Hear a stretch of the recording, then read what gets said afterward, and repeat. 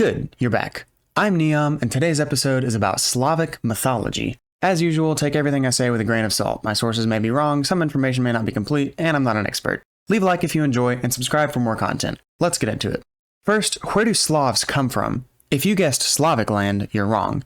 Pretty much every map I found disagreed at some point or another. Some included countries from Yugoslavia, which literally means the land south of the Slavs. Others were just Russia, or even just the Baltics. But basically, the area we're looking for is Eastern Europe, including Western Russia. Up first is the Leshi.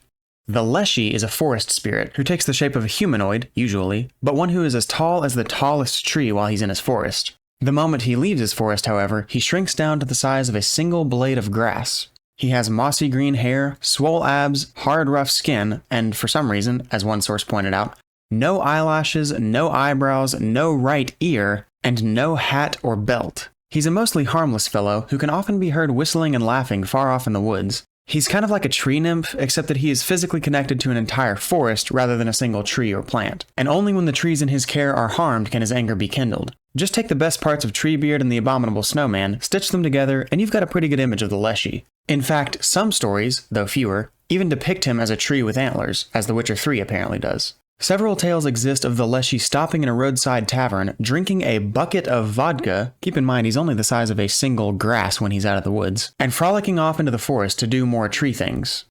Baba Yaga, not to be confused with Baby Yoda, is pretty much your typical witch. She lives in the woods, scares children, brews mysterious beverage, and grinds her victim's bone in her trademark flying mortar and pestle.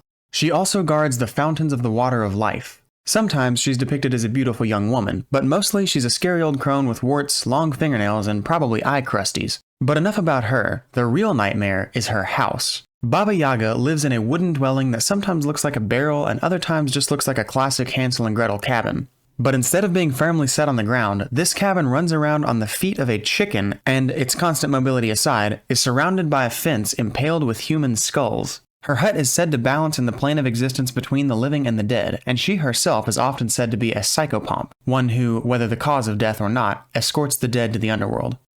Vodunoi are a river spirit usually with the appearance of a frog-like man with slimy green skin, although sometimes they're said to be furry, red-eyed, and horned. These soggy froggies have been known to be helpful to rivermen when they're feeling happy, leading fish into nets, guiding a boat safely to shore, but more often they're known for dragging people underwater and either drowning them or forcing them to be their subaquatic servants. But don't worry, you can avoid their wrath by only swimming during the day, never at night. However, if for some reason you just have to swim at night, you can placate the Vodunoi by offering them bread, salt, butter, tobacco, or if you're desperate, an entire horse coated in honey will apparently do the trick 9 times out of 10. If you enjoyed this video, leave a like, subscribe for more content, ring the bell to be notified about new videos, and comment what you want to learn about next. I'm Neom, and I'll see you next time.